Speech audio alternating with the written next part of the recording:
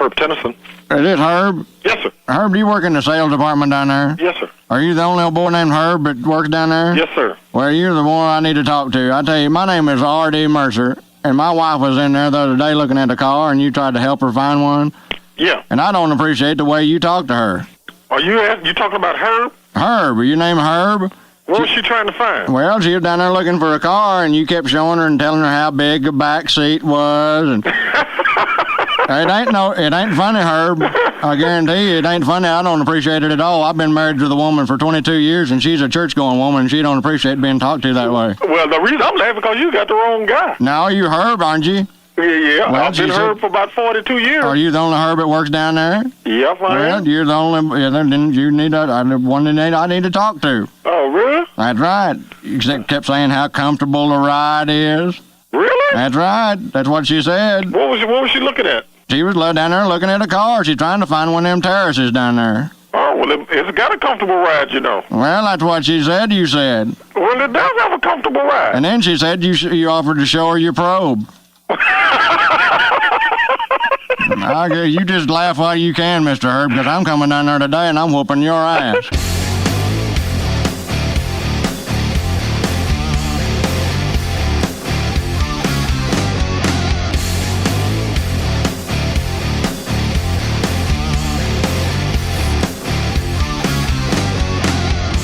Rest in peace, Mr. Roy D. Mercer. Absolutely.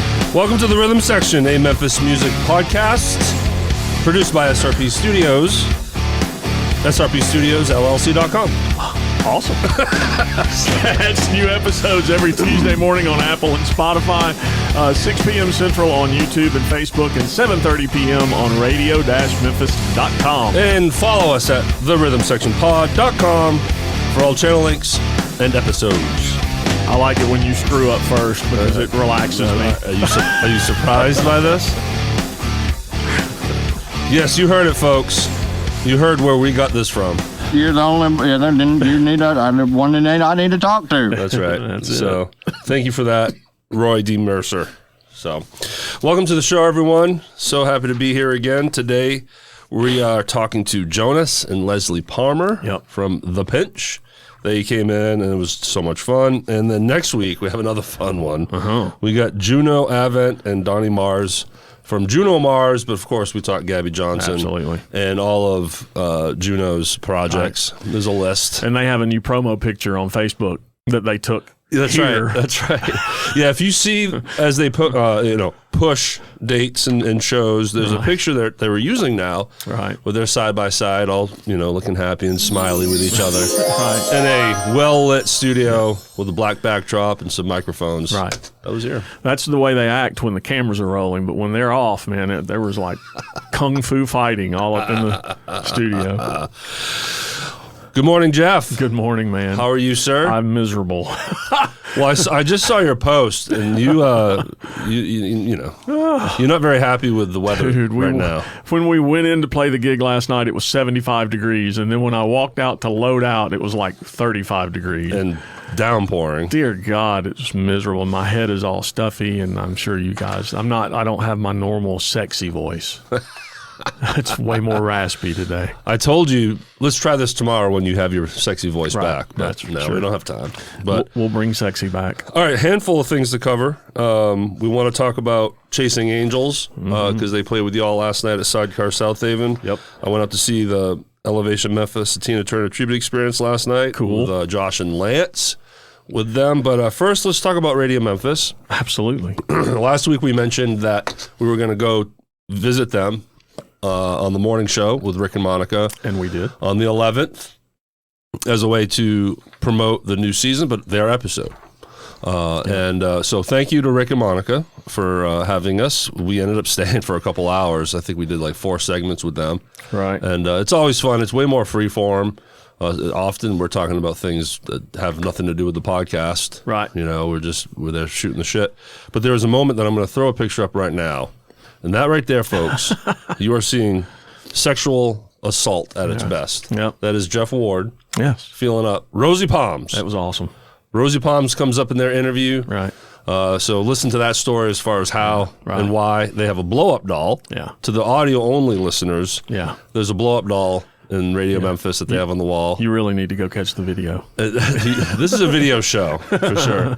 But, so you get Jeff there feeling her up, and I think she's complained since. I don't know. I've probably filed a formal complaint. You are canceled, sir. This is going to come back and haunt us someday. Someday it's going to get to that level. I hope we get big enough that it can come back and haunt us. I really do.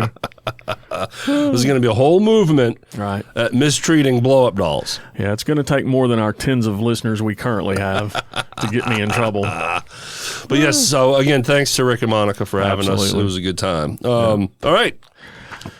Chasing Angels, Generation X. Yeah. I want to spotlight. Of course, we try to talk about our own gigs too, but this is more about Chasing Angels. Absolutely. So tell us a little more about Chasing Angels, who's a part of it, and how this split show came up to. I threw you under the bus, with the names, of course. Well, of course, Max Patterson, he's the lead vocalist. Kerry Scarborough on guitar. There's a gentleman named Sean on guitar. I do not know his last name, so I apologize. Johnny Lamb on drums. Always the bass player. No, the keyboard players who I'm trying to think of now. And sorry, I'm screwing the people. I totally threw Jeff under the bus. Yeah, you did. Sorry. It's okay. It's all good. And then on bass is he used to play with Aquanet. Yeah, he still does. Mark Vines. Okay. Thank God I got that one because I love Mark. Okay, good. Yeah, they rocked it, man. Yeah. They came out swinging. It was a great show. The place loved it. Probably the only one I need to talk to. Me stuttering. You're the only. Then you need one that I need to talk to. Largest crowd that I've seen at Sidecar South Haven in quite some time. Yeah, it's awesome. Now there was Turtle, who is the bartender there. Her daughter is leaving to go into the military, and she's moving to Missouri. Okay. So I think there was a going away party for her in the other little side room. So that probably had something to do with the large crowd. And then Chasing Angels had a lot of their supporters come out. There were members of Aquanet there to watch, which was cool. Supporting their brothers. And we've got. It's going to be a long day. We've got our supporters that are always there for us. That were there. Yeah. Sherry and John McWilliams were there. And it's always good to see. Your mom came out. Yep. Loved that. Mama D. So, amazing show, Chasing Angels. You guys absolutely have something special. People should make a plan to come and see you guys. Kind of describe what they do. It's 80s rock, but it is not the stuff you hear every day because the vocals, Jeff Tate, not many people can sing that. So he does a lot of Jeff Tate stuff. They did a lot of Iron Maiden. They did a lot of Queensryche, Ozzy, that kind of stuff. Cool. And Max nails it, and the backing vocals nail it. The two guitar parts. Queensryche is just, in my mind, one of their biggest things is the two distinct guitar parts. And they nailed it. Yeah. One guy's playing something totally different than what the other guy's playing. But work perfectly together. It's just harmony, just wonderful. And then with keys added to all that, it's a full sound, isn't Yes, it? absolutely. So they have 6 members in their band. That's, that's a big band. Man, it would be funny? I'm making a request. All right. Because when I was a kid, thanks to Columbia House. Right. I used to dig into the 80s stuff. Sure. I had... Thanks to Columbia House, I had Motley Crue. Well, I'm going to use this one. There we go. Motley Crue, Girls Go. Fucking A, dude. We need to wake the fuck up. It's tough. Damn, wake up!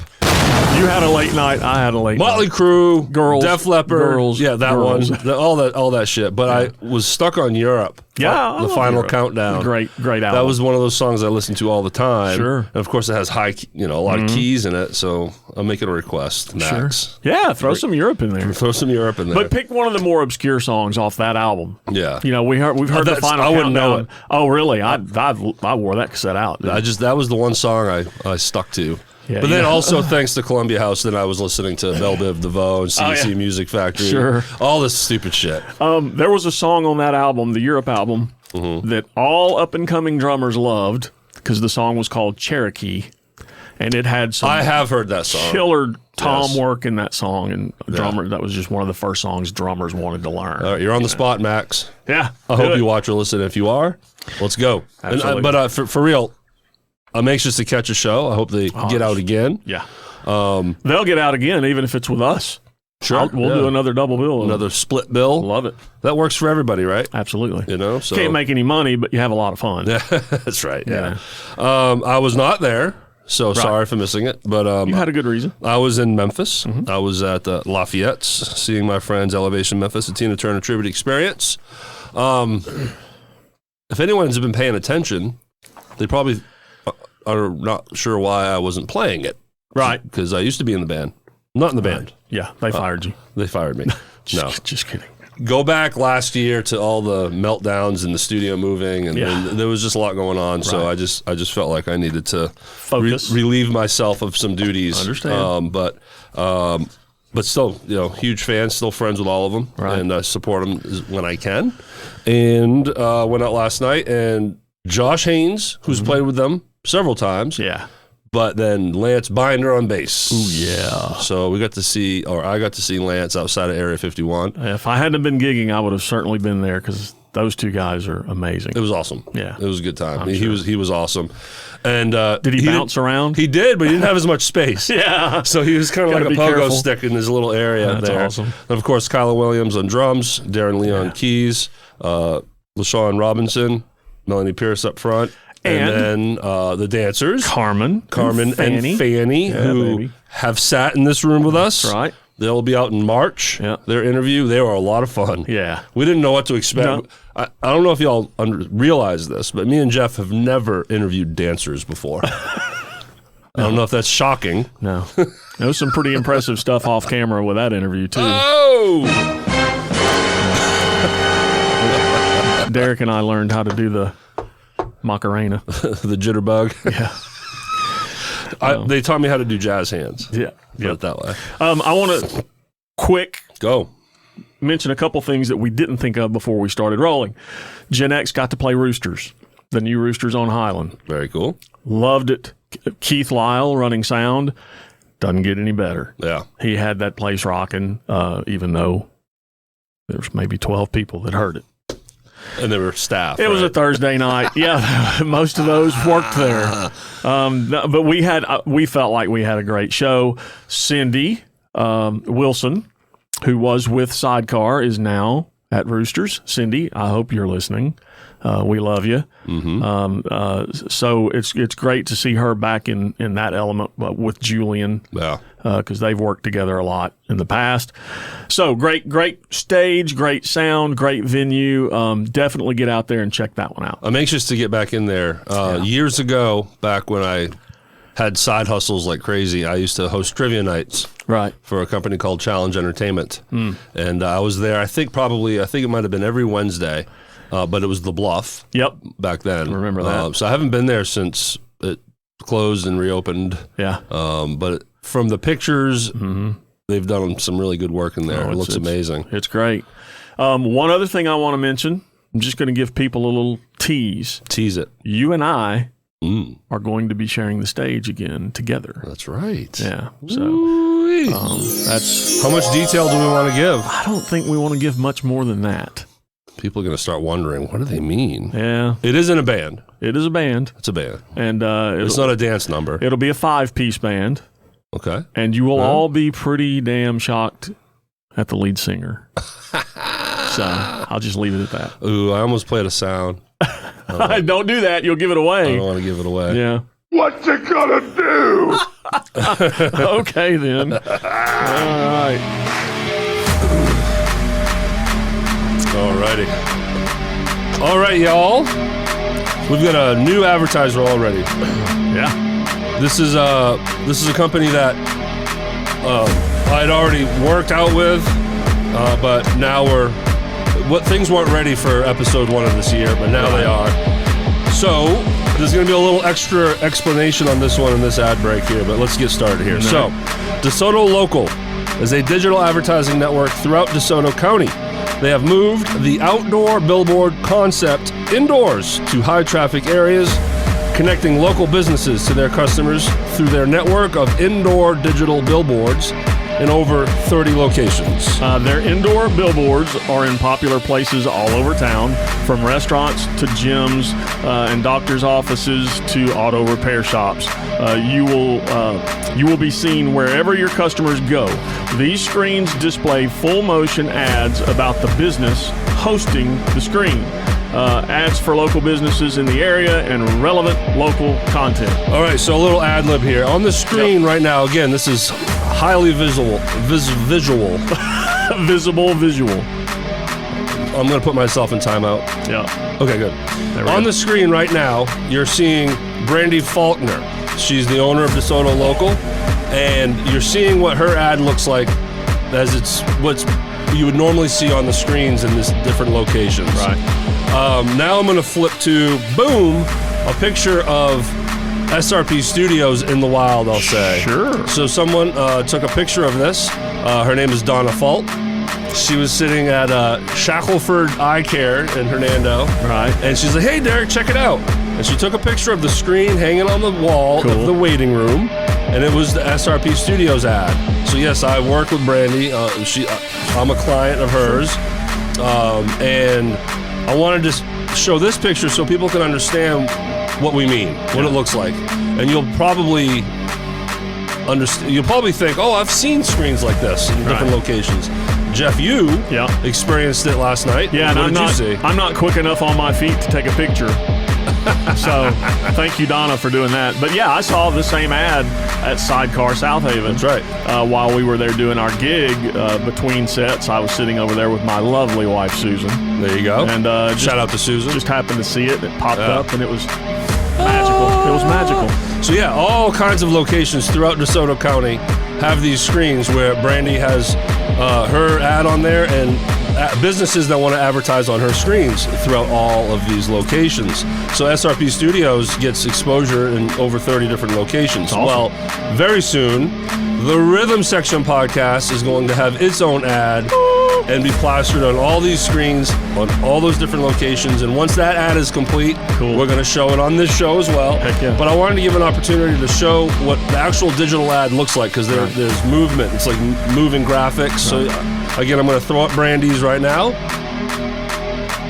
And then one more picture in the wild. This one is of Brandy and another business in a gym. Okay. Gym location. So imagine. You and I should probably go to that establishment. There's screens in front of the treadmills. Yeah. And so your business can be on those screens in front of all those eyeballs. So that's a longer version of this ad. But again, thank you to Brandy Faulkner for working with us and being partners with the Rhythm Section podcast. So please advertise your business with DeSoto Local. Contact Brandy Faulkner today at 901-831-3212 and visit DeSotoLocal.biz for more information. Heck yeah. There we go. All right, More Loud proudly pays tribute to the king of surf guitar, Mr. Dick Dale. Guitarist Jason Moore captures Dale's signature sound with aggressive, fast, and highly rhythmic playing, featuring rapid alternate picking, heavy reverb, and powerful staccato attack that defined Dick Dale's sound, and it is a very distinct sound. In addition to honoring Dick Dale, More Loud performs instrumental rock and roll versions of classics like Smoke on the Water, Louie Louie, and House of the Rising Sun, all infused with that unmistakable Dick Dale energy. Coming spring of 2025, More Loud will release his original EP, Louder Than Life. What is a release? New singles, Finish Line and Paradiso are out now. Visit moreloud.com for music updates and more. That's MOORELOUD.com. Area 51 is one of the premier bands in Memphis and North Mississippi, bringing you songs from classic artists such as Boston, Van Halen, Styx, and Stone Temple Pilots. Be sure to check out a show and enjoy the Joshine level slick sounds of Area 51. Friday, February 21st, they are at Shake Rag, and Friday, March 14th, Dan McGinnis. All right, David Griffith. I knew I was going to do that. I knew it. It wasn't going to be long before I'd mess it up his last name. Sorry, David. David Griffin Audio. Bands, are you ready to take your show to the next level? man. David Griffin Audio brings big sound, bright lights, flames, and sparks to every event. From private parties to festivals, fairs, clubs, and even poolside and patio gigs. You had me at Flames and Sparks. Experience the largest QSC system in the area with David Griffin Audio. No job is too big or too small. Follow on Facebook at David Griffin Audio for updates. Book them now. Call 901-299-1344 or email davidgriffinaudio@gmail.com. Bring the energy, bring the show. David Griffin Audio. Are you looking for the best live music in Memphis? I know I am. And I know where to go. Steve Owens and the Musicians Booking Agency connect top bands with the hottest venues in town. Whether you're a band looking for gigs or a venue needing incredible talent, the Musicians Booking Agency has you covered. Yes, they do. Stay in the loop. Follow on Facebook at the Musicians Booking Agency for updates on upcoming shows and new artists. Memphis music starts here. Don't miss out. I promise all of you, we are this stupid. I couldn't even say stupid. Right now, they're all wondering, what the hell did we pay these guys for? Should we redo all of this? Yes. Contact Steve Owens at 901-870-6846. All right, we're going to rapid fire some dates. Yeah, these are dates for Steve Owens, Memphis Music Booking Agency. All right. Wednesday, February 19th, the half of it, Roosters, 9 p.m. Bruce Key at Hadley's, 7 p.m. Thursday, February 20th, Jay Jones, Roosters, 9 p.m. Friday, February 21st, sold out at the Hollywood Casino, 8 p.m. Dave's Not Here, Hadley's, 8 p.m. Saturday, February 22nd, Gen X, making their debut at Mulligan 64, 9 p.m. Elevation Memphis Trio, Southland Casino, 6 p.m. 30-minute Ego, Hadley's, 8 p.m. Sold out. Hollywood Casino, 7 p.m. And Phases are at Lucky Dog, 4:30 p.m. Sunday, February 23rd, Celebration of Life for Denise Thomason Harris at Hadley's at 5 p.m. with Carlos Echoes, another one of my favorite bands, the Fast Mothers, and Skiff.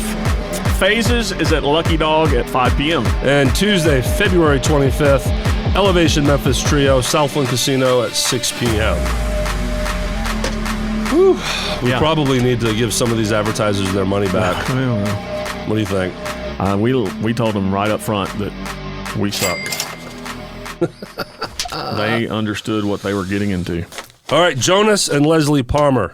The Pinch. Love them. Man, first time I get to meet these guys, and by the time when we recorded their interview, I had not seen them yet. Yeah. But I will be talking about a show that I did go see after their interview. Cool. Did it in reverse order here, but you had seen them before, correct? Yeah. It's been a while, but I've seen them. I think at Hadley's was where I saw them play. Okay. I just love the energy that they bring to the stage. They're all over the stage. Lots of fun. They have fun doing it, and you just really feel like when the band is laughing and smiling and having a good time, it just draws you in and you have a better time. Absolutely. You're not just sitting there going, they're good. Yeah.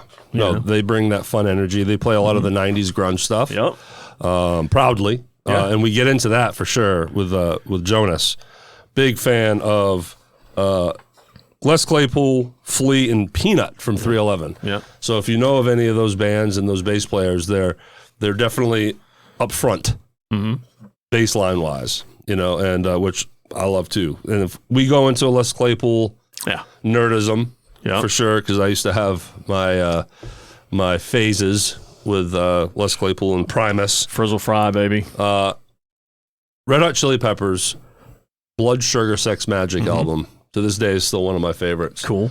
And it's because of that damn rhythm section. Flea and Chad Smith, man, right. It's good stuff. So we talk about all that, but then Leslie reveals that her love is yacht rock. When you get caught between the moon and New York City. Keep going. That's it. That That's was all good. That sounded great. And I was shocked that you didn't know the term yacht rock. I really, that's new to me. Speaking of Christopher Cross, real quick segue here. Okay. Toto, Christopher Cross, Men at Work, coming to Nashville. Oh, it's Nashville? I thought they're not coming through here? Nashville. Well, come on, guys. It's going to be a great show, though. I'm sure there'll be a lot of people making the track. Is it the big arena? No, it is not. Unfortunately, it's a smaller venue, which is making the ticket prices quite high. Yeah. How much? I looked the other day, and I think it was like $160. Yeah. And that's pretty far back. Yeah, that sucks. So, yeah, But it is what it is. Great. I mean, you can't ask for 3 better acts, but it'll be a lot of fun. After going to Metallica for 2 nights, that sounds like nothing. I hear you. Sorry. I would derailed. Oh, it's okay. It's allowed. We're good. So yeah, finally, I did go out to see him on February 6th at Lafayette's. Yeah. And it was a lot of fun. Great place to go see him. Yeah, it was a good time and enjoyed them. I didn't get to meet the drummer and guitar player, which I skimmed over here. So on drums, you have Adam Gaines, and guitar, Chris Ballantyne. Right. You know, and Jonas and Leslie serve them well and talk about them, give them a lot of love, so you'll learn more about them as well. Sure. Of course, the formation of the Pinch and their individual histories in music. Right. We talk about Jonas being in the military. So thank you for your service, Jonas. Absolutely. And Leslie's background and history with Rock 103. So this is like 2 weeks in a row here. I know. Where we have some people that can talk on Rock 103. She did middays for a little while and talks about other radio jobs that she's had in the past. Absolutely. So I thought that was going to be interesting. Another tidbit I'd like to throw out there. You mentioned that you saw them at Lafayette's. Yeah. Thomas Halfacre. Oh, thank you. Got to mention him because that's another. Look, I love talking about the people who make these bands sound good. They don't get enough love. I mentioned Keith Lyle. Excellent. Thomas, killer. He made my band sound amazing when we played there recently. Yeah. He's really got that place running and doing a good job. I'm glad you brought it up because when we were talking about you at Roosters with Keith, yes, last night Thomas had Elevation Memphis kicking. And Thomas, if you're watching or listening, with talking with all the band members and everything, man, they appreciate you. Yeah. They love what you're doing, the stage volume or the stage mix, the monitors. Beautiful. He's got new monitors in there now. Yeah. So you're getting glowing reviews and testimonials on what you're doing at Lafayette. So yes, we need to spotlight these guys because, man, Thomas is working his ass off in there. He's running up and down those stairs everywhere. And if you don't know, Thomas has had some health things going on. So he's jumping back into the world. Right. And he's probably not still 100%, but he's kicking ass. Yeah, he is. He's kicking ass and taking names. So quickly, the Pinch, you can find them at locations like, again, Lafayette's. They play Tony's Trophy Room, Hadley's, Dan McGinnis, Rockhouse Live, Neshoba. And then we talk about Jackson. I did not understand and realize this. They live in Jackson, Tennessee. Yeah. And they have a place out here in Memphis. So they go back and forth. So they talk about a lot of venues in Jackson. And I pitched it to them. Like, bring us to Jackson. What's it like? What are these places like that you play at? And some of them are Red Bones and The Tap. Yeah. So we kind of get a glimpse of what it's like to play in Jackson, Tennessee as well. Sure. All right. I think we should quit before we screw it up even more. Oh, it's going to happen. All right. Big Note Music Lessons. Are you ready to play, everybody? Big Note Music Lessons offers one-on-one and group guitar, bass, keys, drums, and voice lessons. Try a free lesson. Free, everybody. With no obligation. Plus, enjoy a free studio tour and consultation. Visit BigNoteMusicLessons.com. Complete the submission form and start your musical journey today. BigNoteMusicLessons.com. Yeah, start your Radio Memphis day within the morning with Rick and Monica. They start at 9:30 a.m. and go to 2 p.m. Central for a wild ride of fun segments like News from the Stupid, This Guy, That Guy, and Crime Time, and so many more. Rosie Palms is always making an appearance. Radio Memphis, where the planet tunes in to hear what Memphis sounds like. Radio-Memphis.com. Follow us at therhythmsectionpod.com for all of our podcast channels and links. Yeah, and thank you to all who have donated. Can't do this without you. Play a sound. There it is. You can donate to our tip bucket by clicking our Venmo and CashApp links in the description or search the Rhythm Section Pod on either app. And don't forget, the Rhythm Section streams on radio-memphis.com every Tuesday at 7:30 p.m. Central. All right, if you've made it this far, thank you. We love you. I would understand if you fast forward through these intros to get to the interview because of that. No, we're too hard on ourselves. We're going to start throwing little quizzes in here to make sure that people actually watch us. Are you paying attention? As Josh Haynes would say, pay attention! Pay attention. All right, y'all.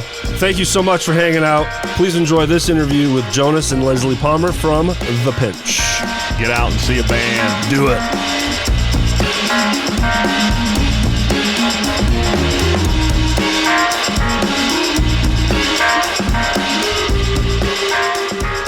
You should do like a cool Promise intro since y'all are bass players, you know. Primus, yeah. Okay. Oh, yeah. I'll make a note of that. Winona has a big brown beaver. Yeah, you did say something about South Park, so. Yeah. Yeah, there you That's go. Cool. You know that's Les Claypool, Yeah, right? I knew that. Yeah. John the Fisherman. That's a good one. Yeah. Oh, yeah. Frizzle Fry. Yeah. Best album. Absolutely. Best album. Great album. I saw them twice. Tales from the Punch Bowl and then after Annie Pop? no, before that it was the first album after Alexander left the first time. It was Brown album. Brown album. It was just called the Brown album, right? Wasn't it? Brown Eye. Pork Soda had My Name is Mud, right? The Brown album had like Mr. Crinkle or My Yeah. name is Mud. something. And Herb had left before that. And now album. Now he's gone And he again. came back and left again. Yeah. Yeah. Is your phone off? Is this the drummer we're talking about? Yeah. And isn't he gone now? Yes. Yeah. Oh, yeah, I've seen just him. recently. Yeah, I just saw something. We just watched him this in August over at We need to use this as Oh, content. is that, yeah, we do. Right. near yeah, the, we need to save this for start the content. cameras True, rolling. yeah. yeah. Well, welcome to the show, everybody.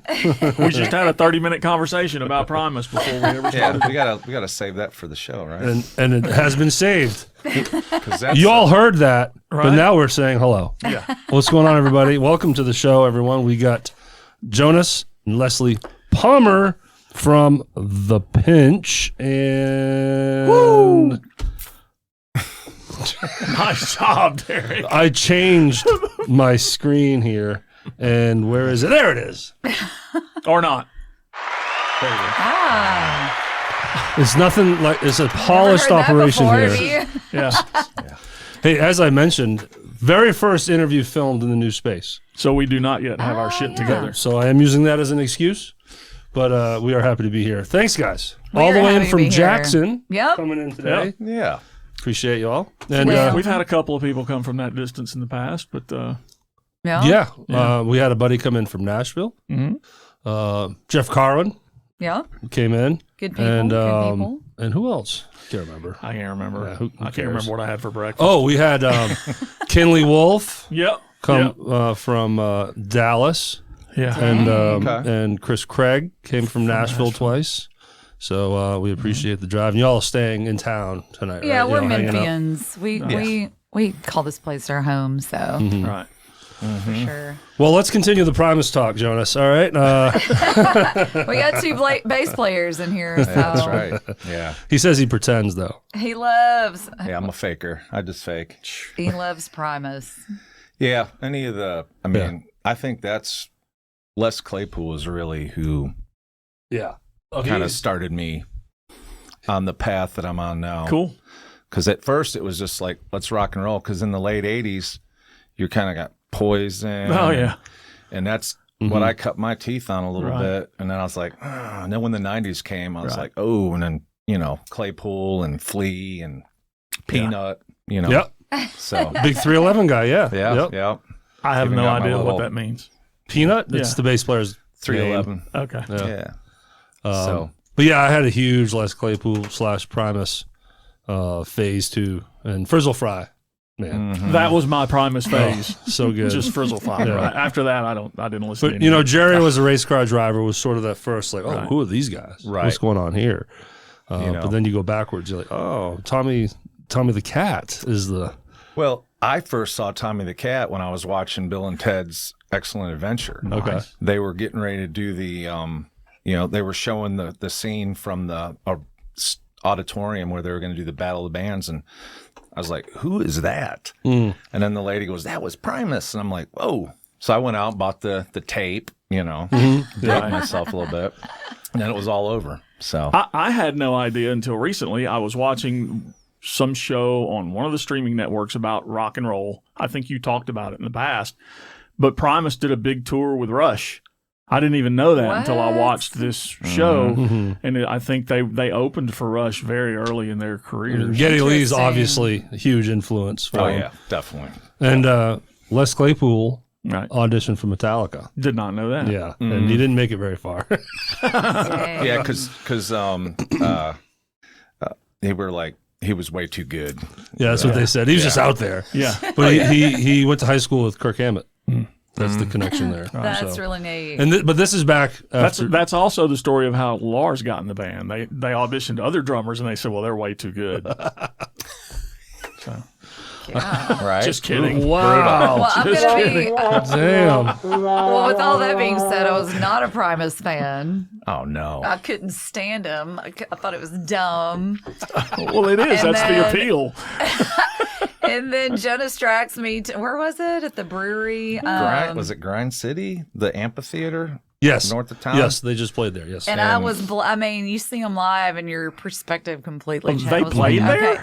Yes. Killed it. It's Shout the out to coolest- Lance Binder because I know he went to that show. Oh, wow. Yeah.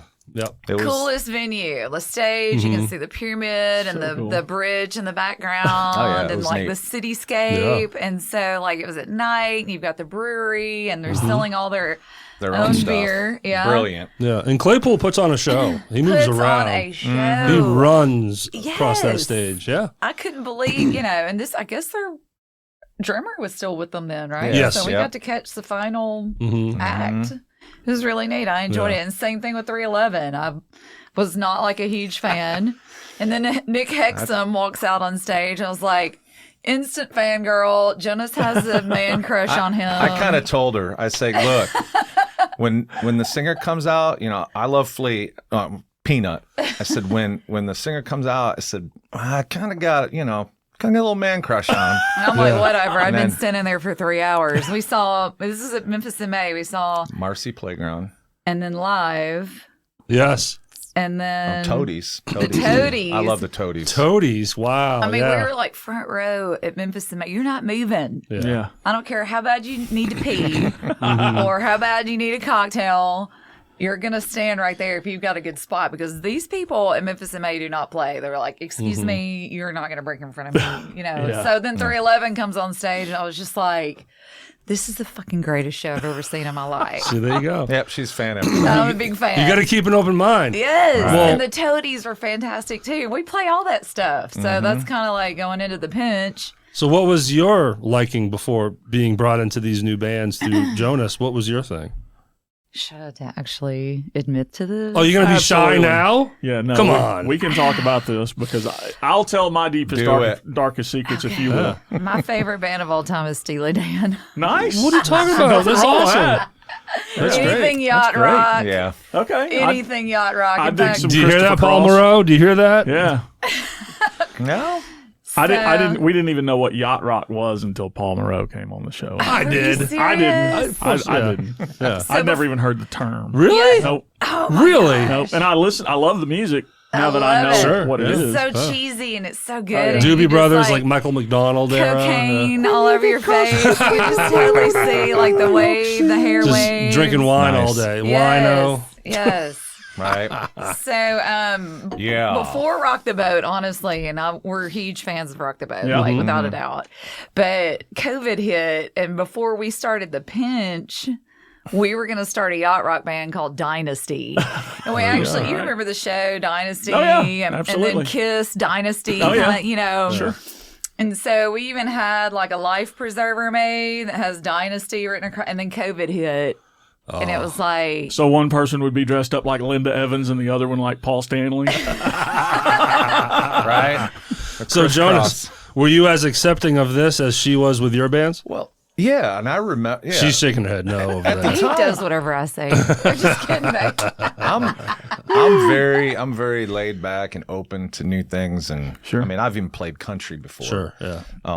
Yeah, we're not Right. going. Preach. I know. But we're not gonna. Yeah. So, yeah, we listen to the Yacht Rock channel on Sirius, like, Cool. I mean, a lot. It's on. He the knows thing. if I'm irritated or like overstimulated is Yeah. the new woke word, overstimulated.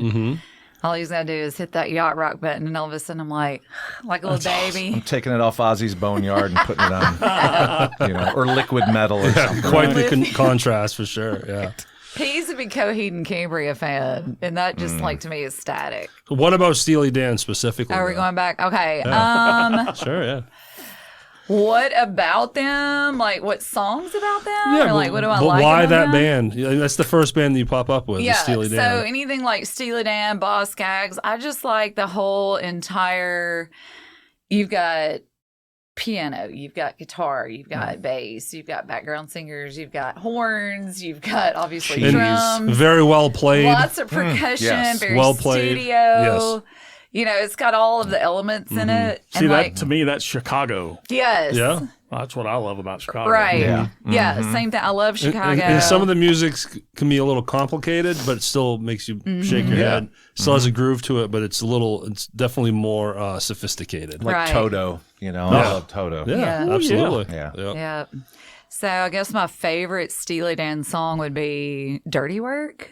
Yeah. Okay. Yeah.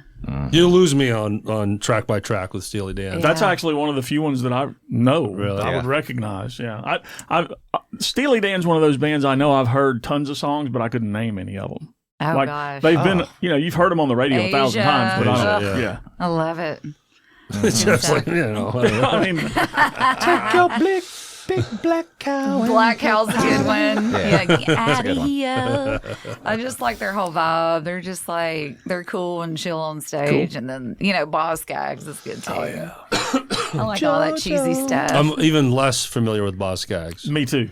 I'm not familiar What's it, at all. JoJo? And he had, what's that big one he had? It's more, Oh, there's a bunch. yeah, he had a bunch. You would totally, Yeah. if you heard it, you'd be Oh, like, for sure. Yeah. For sure. Yeah. But as far as the 90s go, so I was a freshman in high school when Kurt Cobain committed suicide, so they say. Mm-hmm. So they say. Yeah, I mean, there's all that conspiracy Yeah. with Courtney and all that, but, all of that influenced me, at a young age. I mean, I was prepubescent when all that was, so all that anger and grunge. So you're and a grunge kid like me. I was very Yeah. grungy in high school, Yeah, that's what I grew up on Def Leppard and Yeah. Motley Crue when I was young. Young.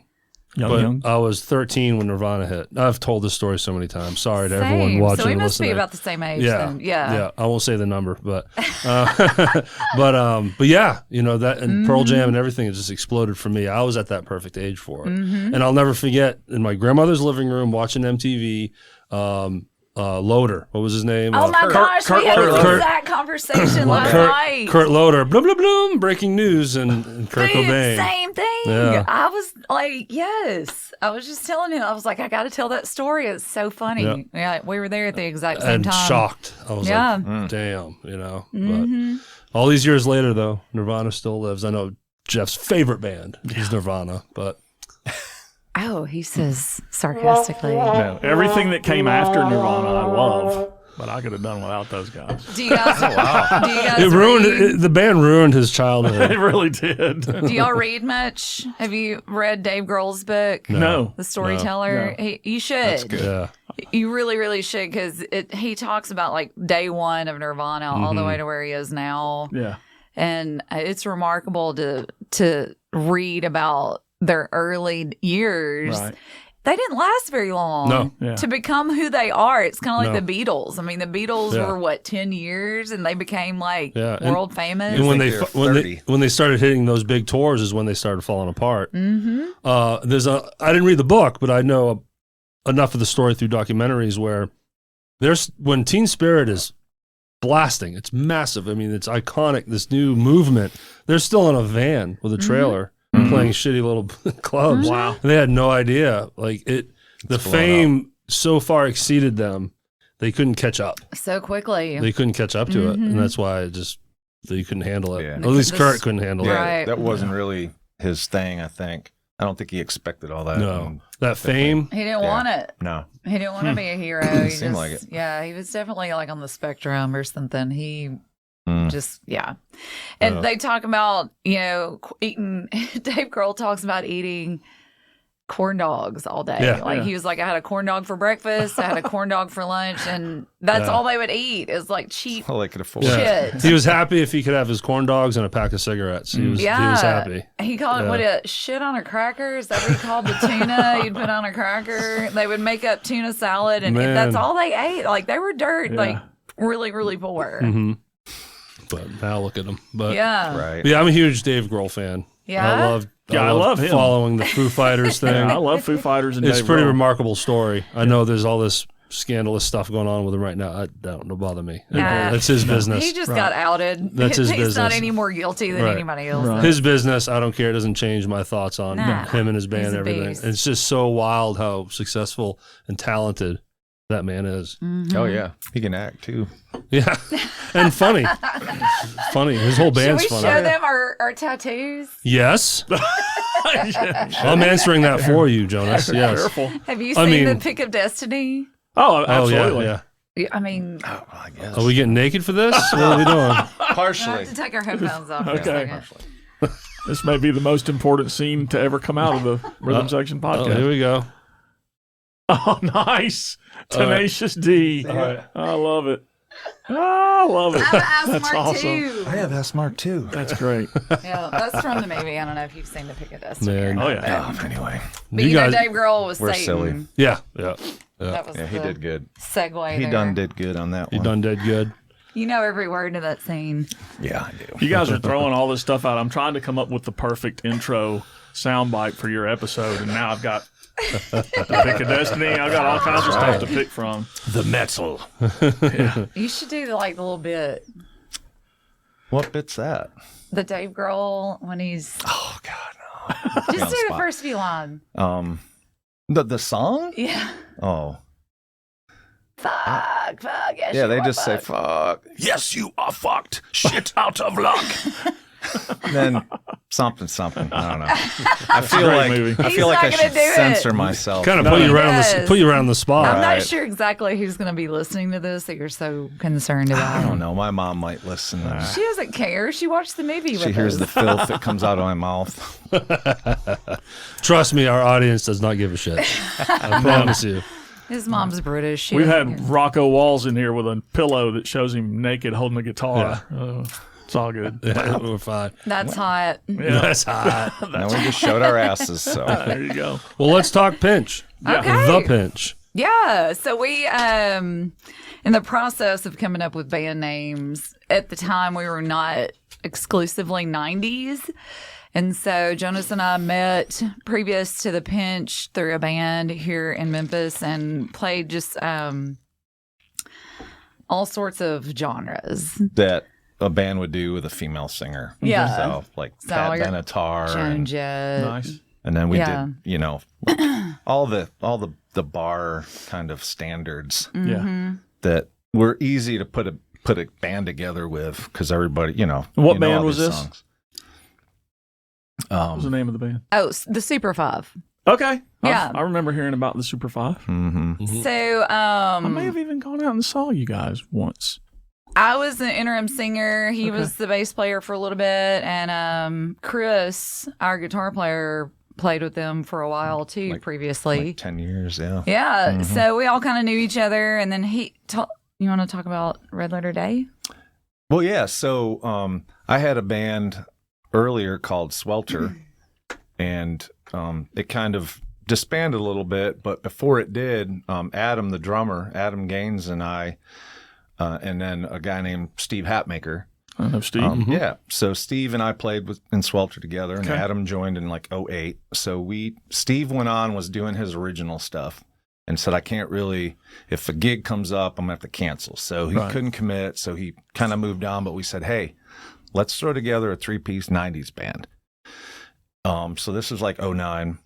So we did. It was called Red Letter Day, and we used to play at the Flying Saucer a lot. And Dan McGinnis and Spotswood, and just did all 90s. Hadley's. Hadley's, and it lasted until the early days, but the pinch was going along, and at one point Leslie just said, hey, let's just do all 90s stuff. What do you think? And I was like, cool, because now I don't have to sing every song. I can actually play some Chili Peppers and play some harder stuff that I don't have to worry about singing at the same time. And I was down. And then, of course, Red Letter Day just kind of fizzled out, you know. And then Adam stayed. Adam was with the Pinch and playing with Red Letter Day. So we just kind of evolved. So the Pinch has been around a while, is what you're saying. Yeah. Six years now. All original members for 6 years. Yeah. Nice. So again, who's your drummer? Adam Gaines. And your guitar player? Chris Valentine. So Adam is Adam Bubblicious Gaines because while he plays the drums, he blows bubbles. It's hilarious. I'll be singing, just having a big old time, and I'll turn around. He's just like blowing a big bubble, and I start cracking up. I can't sing because it's just so random. Carter Buford with Dave Matthews Band does that. Oh, really? Yeah, and playing these crazy drum lines, just blowing bubbles. That's a big influence for Adam. Okay. Yeah, so it makes sense. It does make sense. What inspired you to blow bubbles on stage? Well, in the 20-minute story. I was bored. So we call him Bubblicious. And then Chris makes his own guitars. He's got Valentine guitars that we have a running joke on stage that his guitars are made from the hardest wood on the planet. From the cockumongous tree.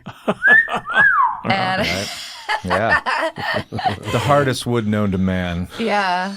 From the cockumongous tree. Awesome. Deep in the rainforests of Africa. Yeah. Yep. So and he likes it. He grins. Yeah. He's a shredder. He's a big. Have you guys met Chris? No. Well, next time you come to our show. Now I want to. Oh, he's fantastic. I want to hear all about the cockumongous tree.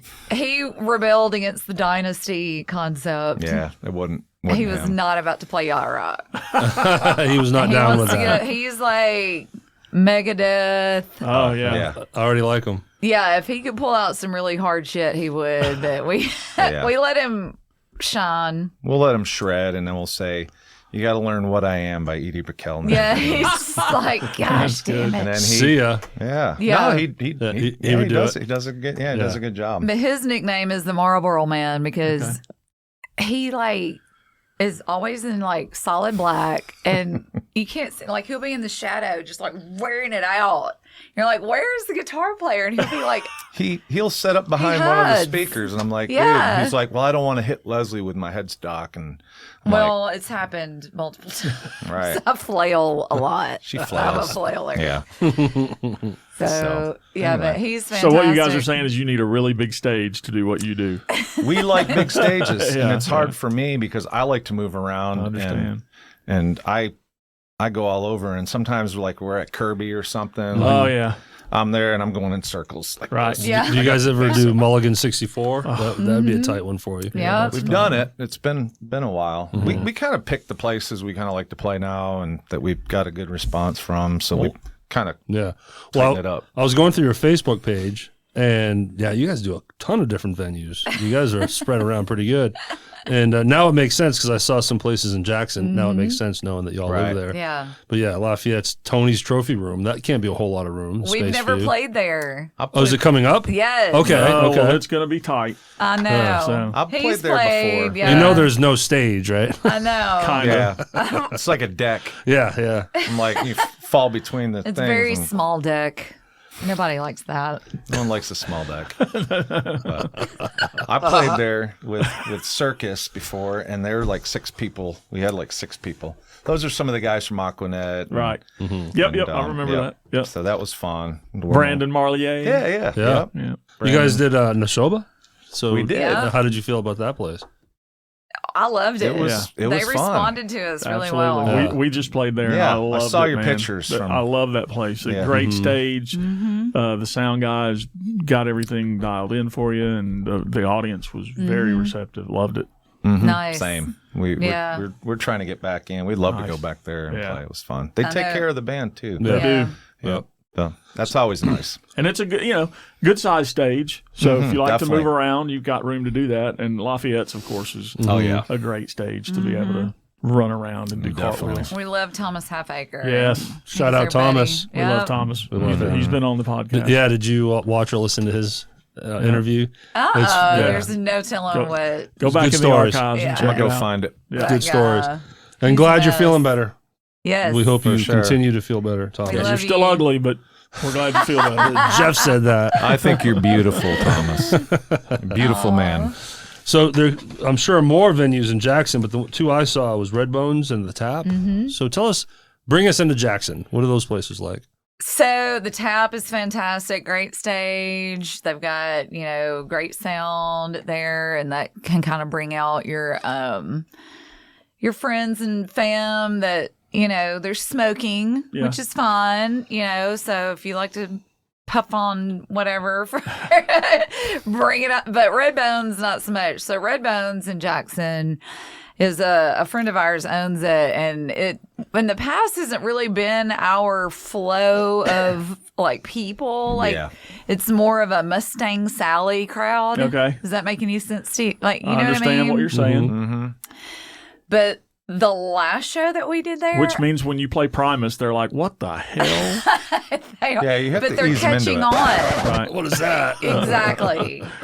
So a lot of people are like, check, please. Yeah. Yeah. So, but we've kind of caught on in Jackson a little bit. Cool. So we were actually able to bring some people out that, God, I mean, we're like, I feel like we've seen her at our show before. Like, I felt kind of bad, like not like talking to everybody, but then like afterwards, you're like, oh yeah, they've been to our shows before. Yeah. So they look familiar. Yeah. They just come to see us. I was like, okay. But I mean, when you look in the tip bucket and there's 350 Oh, bucks yeah. in there, you're Nice. like, we must have had a really good night. That's a fantastic feeling. For Yes. See? I mean, I wish it was more. I wish Yeah. we could get paid more, and I wish we could but it seems like, and this is a total different subject, but it seems like just band payment hasn't increased in no like question. 20 years. No, and It hasn't. it's such a taboo topic, but I don't mind discussing it on this podcast. It's something that needs to be addressed, but I think in the last couple of years, everybody's been struggling, and it's harder to pay the bands because the venues haven't done as well either. Then they'll add a door charge, which then that's polarizing. yeah, sometimes. which is shouldn't be polarizing. This shouldn't. No. $5 or $10 to go see a local band to me is not a big deal. You put into perspective, it's not. But yes, the $300, $400 tip bucket nights are awesome. Yes, absolutely. They make you want to continue to do this. Yes, and it's rare. Yeah. It's so rare, It is. but yeah, it's fun when that happens. But going back to like how much they're paying us it's a joke. Yeah. I For mean, the work, especially when you're it's a loading joke. your own sound Oh, absolutely. and all that. I mean, it's an 8-hour night if you think about it. Oh, and you're blocking off your entire weekend because I can't do 2 nights in a row. It's not happening. I'm too old for this shit. Like, I love it. It's so much fun, but like, I blow my wad on one night and that's it. You know what I mean? Do you try to go every weekend though? At least We one night a try to week. do every Friday night, and then that way you've got the rest of the weekend because we have full-time jobs. Sure. Jonas owns a signal security company, and I'm a medical device rep, so I'm in hospitals throughout the week. And then, we've got kids, and we've got a house, and we've got freaking 18 cats. Yeah. I got cat hair all over me right now. Do you know Josh Haynes? Oh, yeah. He's got a cat or two. Yeah, a few. He's got Yeah. a few.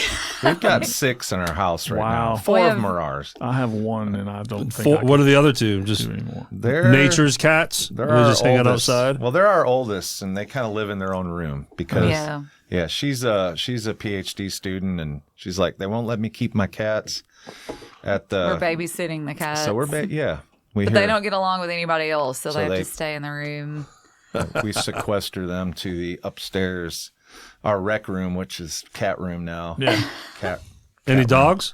We have one dog, Doberman Pinscher, Penny. Nice. Penny is Penny Lane. Penny Lane Pinscher, and she's going to be 13 in July. Oh, wow. Wow. So there you go. she loves to have fun, and she's neurotic. And I'll do certain things, Smart as a and whip. she starts saying, "Okay, he's doing that. That means we're getting ready to go outside." And she's freaking out. I'm like, "I'm not going outside.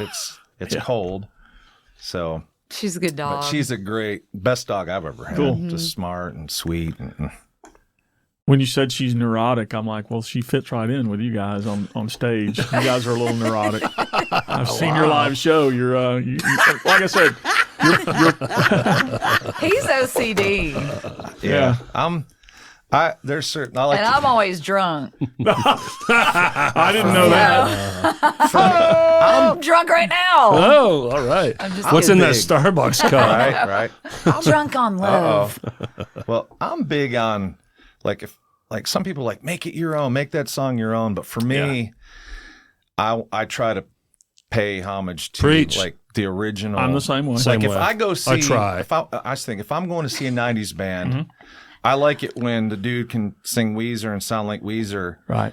Then all of a sudden he's doing Green Day, and then all of a sudden he's doing Toadies, and man, it sounds like the song. And his every voice time. actually changes with the I like that. So that's how I learned to sing, because I thought I had a terrible voice. I used to try to, when I was younger, do originals, and I was like, oh, my voice is terrible. And then I started singing like some Hatfield or something. I was like, yeah. I was like, Yeah, oh, when you I find found your it, niche, you you're know? like, this Yeah. is me. This Yeah. is going to work. Or, so. I definitely have more of a you just rocker copy. voice.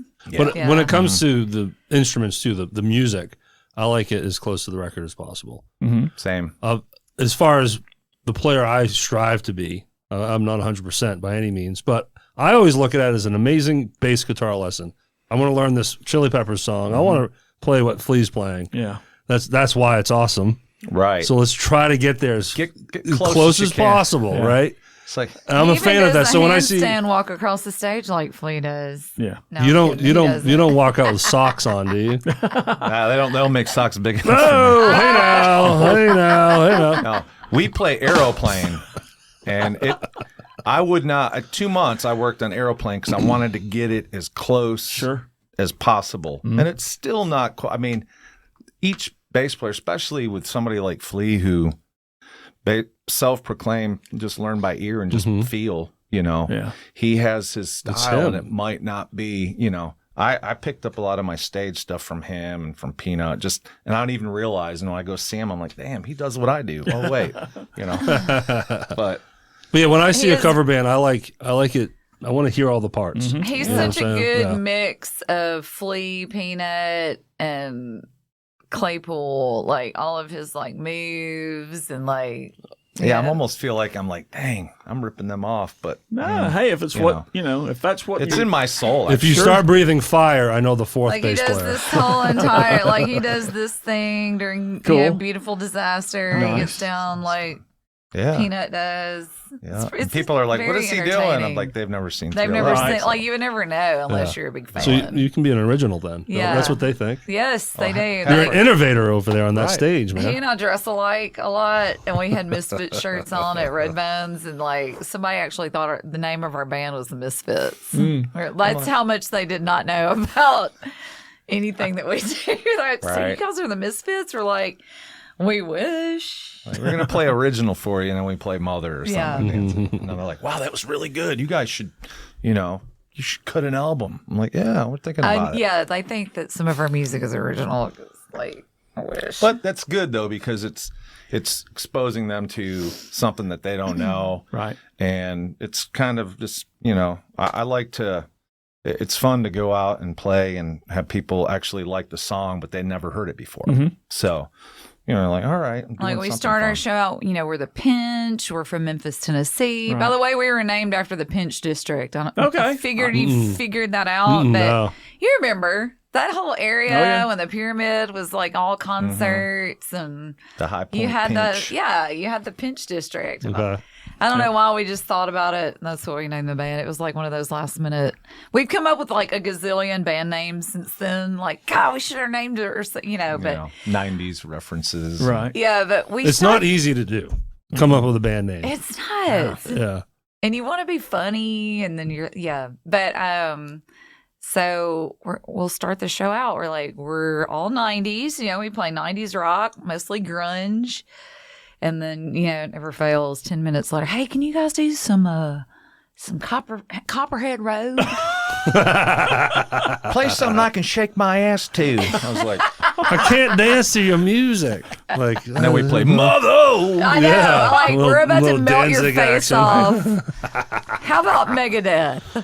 How about you just sit back and enjoy it? Yeah. If they request Wagon Wheel, Jonas, take the guitar off and just swing like an axe. Right. Knock them out. The next time they want you to play something they can shake their ass to, play Man in the Box. Yeah, it works. I've had more white women dance to Man in the Right. Box than It's definitely Any other panty song. puller downer, Man in the Box. I think everybody does Man in the don't Box. understand it, but it works. Every band on the planet does Man in the Box. Play- We yeah. don't, actually. Well, we actually try sometimes. not to, but we've had people ask for it, and I'm like, dude, every time we play it, the dance floor gets packed, so let's do it. I know. Yeah. I get it. We'll do Down in a Hole, which is so cool because it's so dissonant and the harmonies and Yeah. and people are like, play some Alice in Chains. We're like, we just did. All right. There's a lot of people that would appreciate that, though, to hear the songs Yeah. off the beaten path. Maybe we just sure. suck.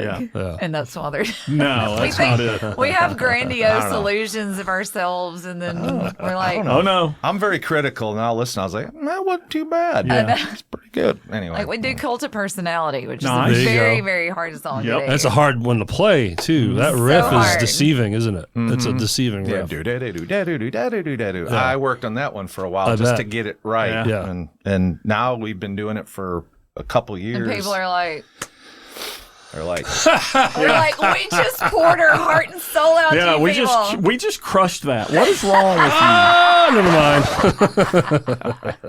I don't know. I've never Yeah. seen another band play it, but so I'm just like, let's play something no one else plays. They love Hunger Strike. Hunger Strike. Ooh, you guys do Hunger Strike. I mean, they Yes. lose their freaking minds when we do that one. They love. And that's a cool dual vocal thing you guys Yes. must do for that, right? She Yeah. does Chris. I do Eddie. Yeah, yeah, we yeah, nail yeah. that one. And It's I just good. love the dun dun dun dun dun. You know, it's just Yeah. Sure. so groovy. You go from this, and all of a sudden, just pop, pop, pop, pop. Yeah. Such a good song. I feel like my voice is kind of tuned to like, what do you call it when you're like dialed in? That's a good Dialed in? Yeah, that's a good dialed in song for my vocal range. Yeah, and then it starts off real clean, so you can actually hear the harmonies. I think we harmonize really well together. Chris kills it. Oh, Guitar. yeah. I mean, playing two guitar parts. one perfect guitar- tone. Now, do the other two guys sing at all? Mm-mm. So it's Well, just Chris, Chris does little backing vocals. Okay. I'll look over and go, "What's that sound?" Oh, I'm just kidding, Chris. Take him out of the mix. Take him out of the mix. but the drummer's like a normal drummer. He doesn't sing too. Well, he actually Adam. A normal drummer. Adam can sing, Yeah. but he leaves his mic. And being a drummer, I think it's hard for him to get the dynamics to get. And I played with him and with Swelter. He actually did. We did the B-52s. okay. If you see a faded sign, at Love he Shack. sounded- Love Shack. Yeah. Love Isn't that Shack. great? That's a song you need to sing, man. You sound just like the guy. yeah, That's great. Adam does. But Adam does. Yeah, Adam used to sing. Adam nails it. and I would sing the high girl parts with the other girl in the band. Love Shack, baby. Yeah. so- Adam's the funny one. He keeps us like rolling. We love him. He's the funny one. You guys are pretty funny. Well, Jonas and I carry on like this by ourselves. Right. Like we're like this all the time. And Yeah. he throws he'll be back there chiming in, and it's just freaking hilarious. He's great. And it's all about having fun, right? For those long Yeah. nights, For you're what we get paid, you're setting it's up lights, definitely just sound, a hobby. play, tear down, light, sound, the whole night, the whole thing for It's a paid hobby. for low money. You got to have fun, right? Right. And if you're in a band with a bunch of knuckleheads, that's a good thing, I think. And I think consistency, we've been told that we're very tight, which is, I would have never thought that we were tight just because I feel like we have too much space in between songs. Oh, we But do that. Do Yeah. you? I Okay, think good. it's a common. It common bothers problem. me. Well, it bothers me too. Yeah. It's something that we try to work on, but it's there's a good spot there that where you want a little bit of air to breathe, but you also want to be quick about getting things to the next song. And We tend to fill it up with a little bit of wit, I think. Yeah. a Well, lot let of me ask you times this we'll- though: do you follow a set list? We follow. That's going to cause all that space. yeah, What do you want to do next, y'all? Yeah. What do you want to do? You got to read the room. Yeah. yeah. And then like all your different venues, you'll have like the dinner crowd. So you don't want to have to melt their faces off with killing in the name of right Right. out of the gate. But Right. then I've kind of switched it up. I'm like, fuck this. We're going to get out here and blow their minds. So we do Beautiful Right. Disaster. So we've Jung, jung, jung, started jung, jung, jung, jung. our show with Beautiful Disaster, and they were like, holy shit, they're good. There you go. Because it sounds freaking great. Like, Chris kills it. Jonas kills I go, it. fooled them. We have a little Fooled them.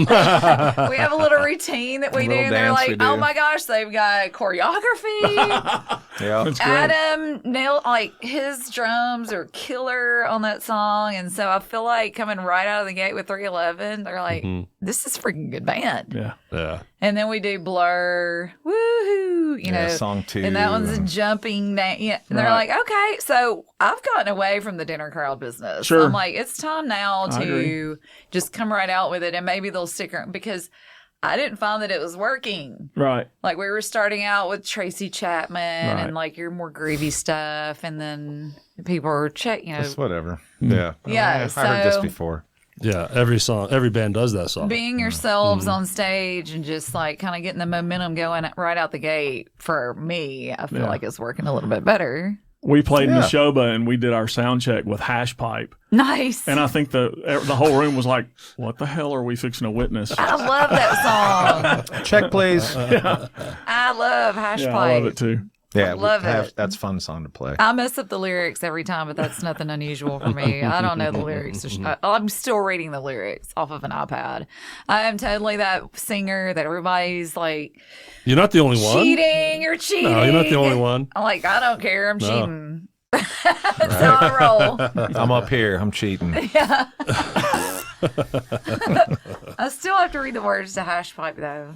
I don't know how I can. I don't even know the mix it. words. I just play the drums to it. But I know that every That's time, all you need So to do. fun. Yeah, every time I say something about sound checking with that one, Kevin turns around and looks at me and goes, are you sure you want to sound check with that song? Like, have Just you blow it up. It's fun. Yeah, it's fun. I don't think anybody really knows what it's about. No.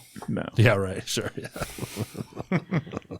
I mean, So, let's you- shift gears a little bit. I'm interested to learn more about your radio history.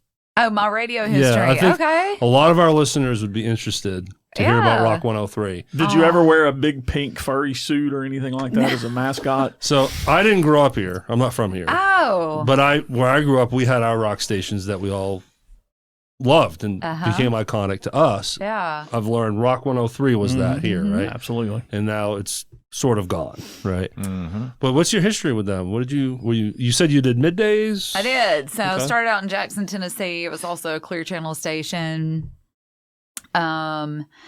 I just always wanted to be famous. Like when I was little, if you asked me what do you want to be? Famous. I want to be on Saturday Night Live. And look what it brought you or- to. I know. The Here I am Rhythm today. Section I made podcast. it. I made it. Yeah. Yes. You're welcome. Yeah. Hopped on her coattails. Whatever award you accept from here forward, we need to be thanked. Absolutely. Yeah. So my aunt worked at the Clear Channel cluster here in Memphis, and so Jennifer Reed was the midday Okay. chick remember that here. name. And naturally, Dottie was able to get the inside scoop that Jennifer's leaving, and so she went to Tim Spencer, who was part of Tim Bev and Bad Dog, and Tim was the operations manager there, and she said, hey, my niece is a radio chick in Jackson, Tennessee, already with Clear Channel, and be an easy transition. So I drove 6 to 7 days a week to Memphis from Jackson every day. Oh wow. So I was on from 10 to 3. And then I got a job in pharmaceutical sales because I needed to make some more money. Sure. And so, I mean, radio only pays Yeah. so much. Oh, I know. Understand. No, I was in it at one point too. I Yeah. know, yeah. How long were you on air with them? So I was on air live from 03 to 05. And then, radio was the thing then. You didn't have iPods. I mean, if you did, it was you're paying $1 or something for a song. Like, who's going to do that? So you turned on the radio to listen to any music. You turn on the radio to listen while you work. Yep. To win concert tickets. I mean, the radio was, that was it. And so, billboards. There's no and- doubt I heard you and didn't know who you were because I spent 20 years in a car listening to Rock 103 every day. The Wake Up Crew was my thing every day. When Bad Dog died, I felt like it was personal. And I never met the guy in my life, Aw. But it was just the wake up crew was just part of my day. They're there with you every day, every morning. Looks Yeah. like we're here every week, right, guys? Out there, right? What happens if Jeff dies? Will you take it personally? I mean, Mad Dog was just the same off air as he was on the air. I've heard that from more than one person. 100% like just himself. Bev is amazing. Tim was awesome. So that was like the 2 funnest years of my life. Yeah. I mean, we did Memphis in May. We were able to get backstage, all these cool shows, and meet all these cool musicians, and going back to Dave Grohl, and I mean Jerry Lee Lewis. I've got a lot of cool pictures with some cool people from gigs at the New Daisy and FedEx Forum, and it was a good time. Nice. Then voice tracking came along, and to this day, I'm still voice tracking at a radio station in Jackson that plays everything. So we'll play like Steely Dan into Rage Against the Machine. Wow. And then we'll play like Salt and Pepper, and then we'll play Christopher Cross. I mean, it's an insane mashup of music, but it's so much fun. Nice. Yeah. And it's called Cool Mix. Yeah, with radio automation now, you can literally, like Rebel FM, 95.3 Rebel, they don't have a studio. That all the DJs record at their own homes. Wow. Yeah. And they just feed it in. That's what you can, I started working in radio in the mid-90s. Fun. And back when the automation was not quite there yet. So you had a building full of jocks 24/7, the good old days. But those were the good old days. God, it was so much fun. But, Life, and you had all these crazy personalities around you all the time. And less scripted. They wanted the personality rather than just someone to say the title of the song, and read an ad. And Rock 103 is where I met Rick. So to the audience, this came up before we record because we were talking about Radio Memphis, and that's when we found out you knew Rick because you worked with him at Rock 103, I did. right? He was like a huge mentor for me there. He's the one that showed me how to run the board, and he would hang out with me and just show me how to do things. And he basically was my trainer. He was my radio mentor, and he's got a great voice. And, yeah, he does. Yeah. Yeah, I mean, this was back when the radio station was on Beale Street. Yeah. Oh, what a cool spot for it, I too. know. So Damn. they built the FedEx Forum while I was there, and we eventually moved over to the Thousand Oaks.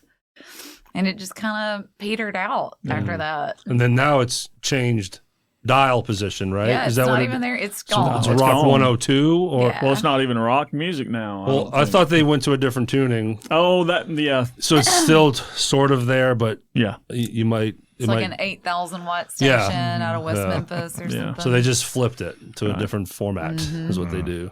Yep, that's what they do. Yep. Yep. Yeah. Well, thanks for giving us insight on that. Because radio is I'm kind of a fun. radio nerd a little bit too. Because I worked in it for about 10 years. I started young. I was 17. But I was never on the air, though, ironically. Now, all these years later, they allowed me to talk this is into a what it microphone. is now. Right. You know? Yeah. This is it. And I took what I learned in radio to the podcast space. 100%. Yeah. I didn't realize it at the time. Then I'm like, oh, okay. I'm pulling off on how to write scripts and all that stuff. But they never allowed me on the mic back when I was in radio. I was not allowed to be on the microphone. I was all behind the scenes. But then now it's like with podcasting, you just do your own shit. Yeah. You can do it. Yeah. And it's... So back in the day, I mean, during 9/11, I was on my way to do my midday shift, and I was on the air when the second plane hit, and I was super green at the time. I didn't know how to react to that. Sure. And you're live. Mm-hmm. You Yeah. didn't voice track then. And it's like, I was in my early 20s, and I'm like, this is a huge moment in history. Now you're expected to be a journalist, like, you right, know. and I'm not. Right. I'm here to play the music. Don't ask me anything Can we play serious. Aussie now, please? Like, Can we play some I have Aussie? zero serious bones in my body. I mean, it's like everything's a joke. So when things like that, and then Katrina, when that happened, I was at Rock 103 when that was going down. And, they had a lot of people from New Orleans moving up to Memphis to stay while, everything settled down. So that was like a serious moment. Otherwise, I was interviewing Gene Simmons, and I tried to interview the Scorpions. That didn't go over very well. Sounds like there's a story there. Cornbread accent and their German accent was a total disaster. And the You're the only, shanker. then you need one that I need to talk to. Exactly. What are you trying to say to me? I cannot understand. Yeah, it was very like I don't know. Yeah. That sounded Asian, but I don't know. It was very choppy, and I never did air it because it was such a hot mess. Yeah. So I just was like, forget it, because I would always pre-record those conversations. Sure. Yeah. Yeah. But yeah, good times. That's cool. What's your background, Jonas? Oh. Well, I He mean, does a great Arnold musically, Schwarzenegger. Yeah, let's hear that again. get to the chopper. Anyway. Speaking It's not a tumor. All right. Well, I grew up in the 80s, so I think, early on, my parents would put on like Casey Kasem, Top 40. So we had a very musical kind of household, but no one really played any instruments. Mhm. And I had a friend who is a drummer, and he still plays this day up in New York. I grew up in New York. Okay. And he said, "Hey, we need a bass player." I'm like, "Cool. I like Iron Maiden." So Steve Harris was Like- really There you go. There you go. Steve Harris was kind of like my You first. love Iron I Maiden. do. I love Iron Maiden. And He's they a were- beast. Oh yeah. He's a beast. No pun So- intended. That's right. Right. So I remember they had this kid. They had a little 3-piece band, and we used to go to the band room on. I was kind of a jock in high school, but I had that rock side to me, and we would go to the band room, and this kid was playing, and he show him some stuff. So he showed me the little coming out of the slow part of Rhyme of the Ancient Mariner. It's like doodle doodle doodle, and I started playing it, and they're like, "Hey, Sounds like an Irish folk song. right?" Well, it's actually a poem by Longfellow, right? Henry Wadsworth Longfellow. Anyway, Long something. I just remember Bruce Dickinson announcing it. The Rhyme of the Ancient Mariner, if Yeah. you dare. And so, anyway, That I was got hot. into it. What, right? Did y'all see that? It was very hot. Yeah. Sometimes I'm like, "Ooh, that was too hot." Got to me. It got to me. So, yeah. hot So in here. garage band stuff. So I started Yeah. garage band and graduated high What was school. the name of that band? I love going through his band name list. It's freaking hilarious. Well, we had the first band was more of a concept and was called Roadkill. Okay. And There you go. we wrote a poem which we thought we could call a song, and it was Dead Toad. And it had some like Dead Toad, get out of the road. Dead Toad, we're sorry you're Beautiful. dead. 'Twas the result of steel belted Victor tread. It was silly stuff. Like That's what I'm going comic for. book, yeah. So I graduated high school. Digging up all that trauma in his life, Oh yeah. Let's Going write a trauma. song I about dead can't- frogs. Going deep. I can't write songs because Psychological shit going on Right. here. So graduated high school, and I kept playing. I joined the Marine Corps. I didn't feel like I was ready to go to college yet. Kind of got through all that stuff. I'm dating myself, but I was in Desert Storm. Okay. Got out of the Marine Corps, had aspirations to get into federal law enforcement like marshals or Secret Service, and ended up working for the Bureau of Prisons. So you just wanted to get shot at your whole life. He loves to get shot at. Yeah. So that's one part that, doesn't, there's musicians are like musicians and kind of that's their thing, but I've always had that other side, but the music has always been in my soul. Yeah. And so I got out, I worked there for 24 years and did a lot of cool stuff. I did stuff that I didn't think you could do working in a prison, but it was feds. So I got to travel around, did a lot of training, retired, kept playing music the whole time. I mean, music was still, if I could have done it for a living, I would have. That was always my passion. But now I'm just running a security business, a franchise security business, and getting more busy. Cool. But still have time for music. So. Nice. Well, thank you for your service. Absolutely. That's awesome. You're welcome. Yeah, appreciate you. And Thank you. It takes a bigger man than me to be able to protect us like that. So thank you. He's Thanks. a protector for sure. Yeah. How was that? How was that experience? How long were you out there for? Oh, so during the Marine Corps? Yeah. It actually, looking back on it at the time, I think I was a lot younger. So when we went over, it was a lot of hurry up and wait. And, we just kind of ran over them, and it was a lot easier than I think we were all expecting. Yeah. So you ever watch that movie Jarhead? I did see that. It's a little bit not as weird as that one got, because that's all Hollywood dramatized, Right. but it was a little bit like that. You get bored, you do stupid stuff, and you get in trouble, and we didn't get to kill anybody. I mean, looking back on it, I didn't get to kill anybody. I mean, that was that, 18, 19-year-old, like, I'm a Marine now. You get indoctrinated into, if they told you to do something, right. the command was stomp your foot and yell kill. Right. So you kind of, you had that was what you trained for, but it was a good experience, and I'm proud to have served. Should be. And but it was a lot of hurry up and wait. And then, of course, the next time around after 9/11, I mean, what those guys had to go through and, over there for that amount of time, it was just, I mean, there's. You were out by that time? Right. Yeah, I got out in 92, so. Derek has actually interviewed a friend of mine on another podcast, Jim Purdy. Jim Purdy. Shout out to Jim. He's a retired Navy SEAL now, and he was in Fallujah. So he saw some things. Yeah. Oh, yeah. He witnessed some. His story is heartbreaking, I and can so imagine. many out there A have lot to of deal with that. PTSD Oh from yeah. all that, yeah. Oh yeah, for sure. Yeah, it's real and it's sad. So, Yeah. But God love you, Jim, Yeah. for that. Well, all right, let's lift it back up, shall we? Hey. let's talk about music. Let's talk about music. So Les Claypool, Jonas, right? No. Well, Spend another No. couple hours on Les. right. Yeah, we could talk about bass playing for 8 hours. Yeah. So let's. My first was Cliff Burton.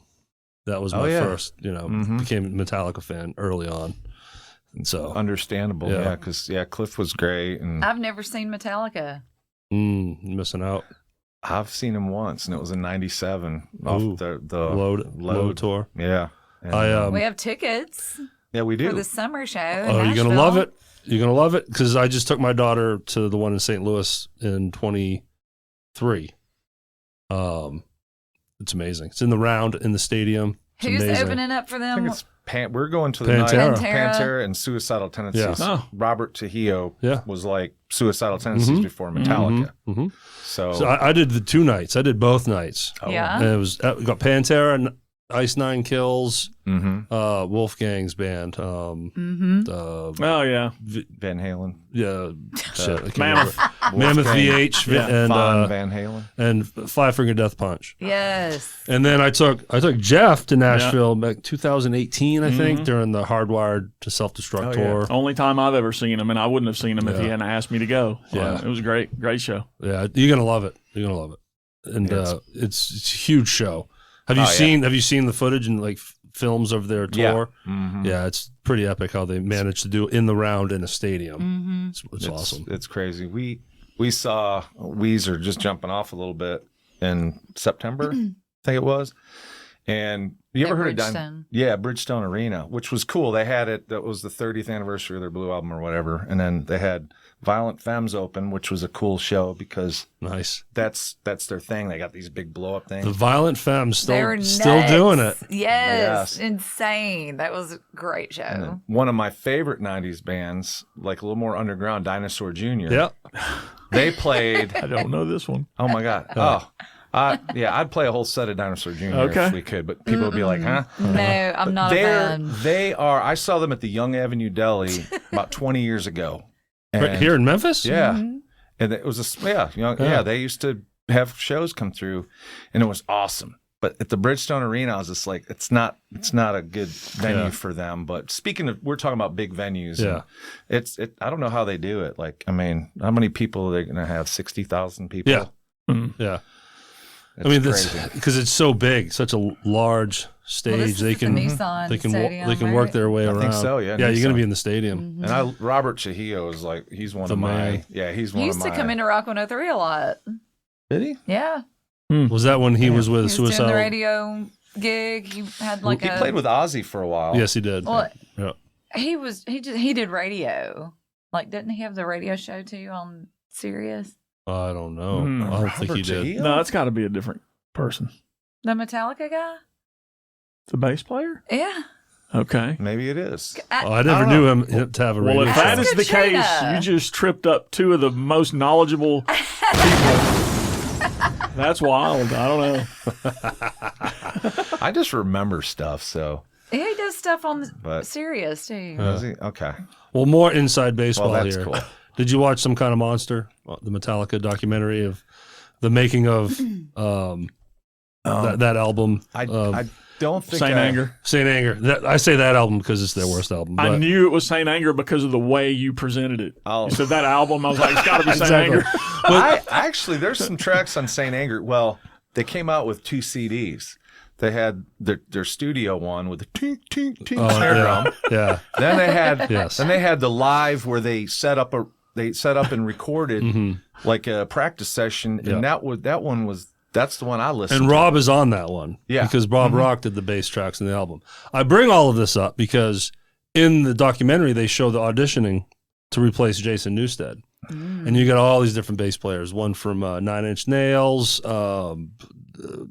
Corrosion of Conformity, all these different bass players. And every one of them is like, not Yeah. quite. And then Rob, they cut to Rob's audition, and it's just like, he's the guy. Right. It's Oh, so yeah. obvious. And of course they choose him. But when you watch it, you're just like, that guy just got himself a gig. I mean, he was so perfect for it. I think I remember seeing something where they basically called him into the room Yeah. and they offered him like $1 million signing bonus. So they're filming this thing. They walk him Yes. into the dining room of the band house they're in. Right. They sit him down and they're just, hey, we're wondering if you're interested in this. This is what it's going to look like. Look, we're going to offer you $1 million advance from your earnings that you're going to earn with us to be our bass player. and Rob's face just sinks. He almost starts crying. Yeah. Think about that. Think about sitting across, and it's yeah. James fucking Hetfield telling him this. Right. Imagine that, right? Yeah. So it's a cool inside look on yeah. that era of Metallica and how they're And dealing with each other. It's We just saw James Hetfield in a movie. What was it? the thicket. yeah, he was a sheriff. What? Was he? It was Was some he? kind of bounty hunter or Yeah. something. I haven't seen it yet, but And he got Where- killed. It was a where nice, can I it was a see good this? death scene. I was like, is that James on- Hetfield? it's You're on like, babe. Tubi. I can't Oh, believe you okay. got I'll that. have to look it Tubi up. original or something. Tubi original. Yeah. Movie of the week. Juliette Lewis. Thicket. Yeah. And then, The little what's his name? Tyrion Lannister, the small person, from Game of Thrones. Yes, yeah. the small person. Tyrion Lannister. Tyrion. I know Which- him better from the Christmas movie. The we elf. watched. He's Call me the- Elf One one more more time. time. More time. The way he's must running be from the across that South table Pole is so elf. great. What was that? He must be what? He must be from the South Pole. He's an angry elf. Yeah, the way he runs across that table is awesome. Yeah. That's a great movie. We watched Christmas movies for like 2 months before Yeah. Christmas. So Oh, yeah. We still have our Christmas tree up. Yeah, mine's still up too. Mine too, and much plugged to the in. chagrin of my wife. Mine is lit right now. Ours probably is too. Yes. It's from New York. Yeah. We go up to New York for Thanksgiving and wrapped up 2 Christmas trees and brought them back fresh. He cut them down. wow. From the Yeah. Christmas tree farm he used to work. I used to work, just down the road. So we went up Man. in September, tagged them, and went up there in November, cut them down, threw them on the roof, drove them back. So ours is still very erect. It's not Easy. It's hey now. That's So Yeah, it's, they start to kind of get limp. Ours is still very. true to the Palmer household name. What you gonna do? I grew up in Maine, so I had natural Oh, pine geez. trees too. It was- That's beautiful. It's different having a real tree in the house. It's just the smell, the whole vibe, and everything. But they dry out and it's so messy, and yeah. They are. but worth it for sure. But think to go so. all the way up to New York, though, that's impressive, man. That's, Well, his mom's up there. but still, you still Yeah. gotta. So we go visit drive. family, and Yeah. then we bring her Friends. back with us, and she stays for a little while. And That's cool. Wears out her welcome, and we send her home. See ya. Sorry, Mom. Love you. Well, that's why you live 1,000 miles away, right? how many more days are you going to be here? I'm kidding. In-laws, gotta love them. Well, Right. shit, I couldn't have asked for a better interview, Jeff. This is good. I know this isn't published first, but this is our first filmed interview in the new space. First Yeah. time we record an interview in 3 months, Yeah. something like that. Oh, It's been so geez. much fun. You guys, Yeah. broke it in just perfectly. Yes. Oh, yeah, we can do that for One, sure. one last push on the pinch. So I got some dates here too, because this is publishing on February 18th. So on the 28th, you're in Jackson at the Tap, I believe. March 6th, Lafayette, 7 p.m. I'm going to make it to that one. Sweet. Awesome. Yes, and then March 14th back in Jackson, Red Bones. I was on your Facebook page. You guys are very busy. Go to their Facebook. It's at The Pinch Rocks.